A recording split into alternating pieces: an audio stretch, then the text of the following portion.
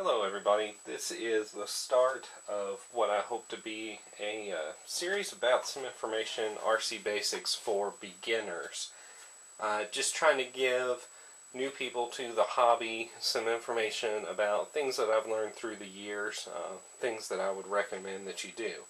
This is my brand new eFirestorm 10T Flux. It's made by HPI. I have not run this yet, and I just am going to cover today in this video some things I think you should do before you run your new model when you get it and pull it out of the box. And I know when you get it, you want those batteries charged up right away, or you want to put that nitro in the motor and take it out and bash the heck out of it. And there's just a few things that if you'll check and do before you go out and do that, I guarantee you, you're going to have longer life out of your truck, you're going to have more fun, and you're going to have a better time. So with that, the first thing I would say do is once you get it unpackaged, check the box. Check and make sure everything's there. Most ready-to-run models, you're going to have your radio system. Some models include batteries. You're going to have tools, instruction manuals, all that kind of stuff. Make sure that's in the box.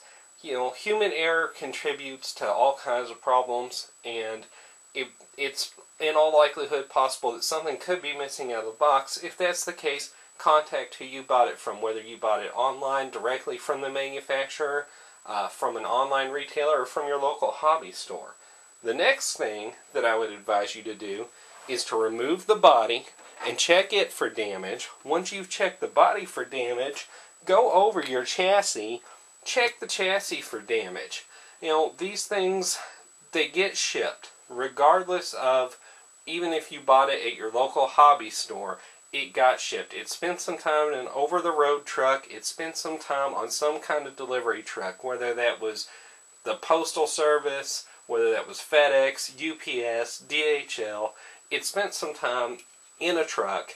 It's possible that it could have gotten dropped or damaged in shipping, so you want to make sure it's not damaged, because again, if it's damaged, you want to talk to the retailer that you purchased it from and get that resolved. So go over the chassis, look for any cracks, anything broken, chipped, out of place, and make sure that it's not damaged. The next thing that I'll advise you very, very strongly to do is get out this right here. This is your instruction manual. And I know we've all been told through the years there's kind of this macho thing about, oh, it's not cool to read the instruction manual. Read the instruction manual. At least go through it. There's some important information in these. The manufacturer did not print this just for their benefit. They spend a lot of money on someone writing this manual, putting it together, and making it easy for you to use. And with that being said, you want to go through there and make sure that there are things that you might need to do before you can take it out and bash the heck out of it. Like break-in. Is there any kind of break-in? If you've got a brushed motor or a nitro car, you're going to have to do some break-in procedures. That procedure should be outlined in this book.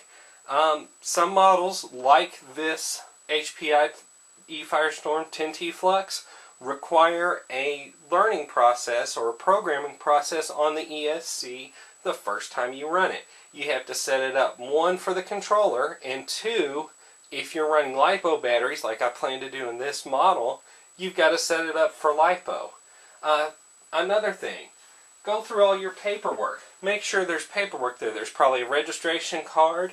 With this model, there was a supplement to the owner's manual. Some information in there that they forgot to print the first time. And lastly, there may be some adjustments that are outlined in the manual that you need to make right off the bat. The last thing that you want to do initially, just right out of the box, is a lot of manufacturers have registration. Some of them register by a serial number. A lot of them you can do online. A lot of them you still have to mail in a card, but you just want to check all that. The next thing that you want to do with your new model right out of the box that I highly recommend is you want to check the transmission area or the gear cover area. To do that on this model, what we're going to do is we're going to take a nut driver and we're going to take the right rear tire off. And then with the right rear tire off, I can gain access to the 2 screws that hold the transmission cover on. And what I'm going to do here is I'm going to take these out. There's one on top on this model and one on the bottom. I've already loosened them up ahead of time for the video. Now the things that I want to check here. The first thing I want to check is I want to check gear mesh. Now you can check gear mesh really easily, and it should be factory preset in the right position. But again, these come down an assembly line. It's a man-made item, so it is subject to mistakes. But you can take a slither of paper, just like this one here, and you can run it in between the gears as you turn them. And it should not tear the paper as it draws it through. And as you can see, it's not. What it does do, and I don't know if the camera will show this really good, it kind of wrinkles the paper up. That indicates that you probably got some pretty good gear mesh there. If it tears the paper, the gear mesh is too tight, and you need to follow your instruction manual about how to set that gear mesh. The other thing that I would recommend doing is, if your gear mesh is right, check the 2 screws that secure the motor in. There's one here and there's one here. What that will do is make sure that they're good and tight so that the motor doesn't slide away, which will slide away your pinion gear. If that happens, you can damage the spur gear, which is the big gear here, or, you know, if you're lucky, all you do is you just lose momentum and your car acts like it won't want to run. The last thing you want to do while you've got the transmission cover off is check your slipper clutch adjustment if you have one. There's a nut here on the end of the slipper clutch. You'll have a tool, or if you have a set of nut drivers, adjust that tension if you need to. I typically tighten mine up a little bit over what the factory does, just because it seems to prolong the life of my slipper clutch and improve my braking. One other thing I forgot to mention. Rotate the pinion and spur gears around and find the set screw that holds the pinion gear in place.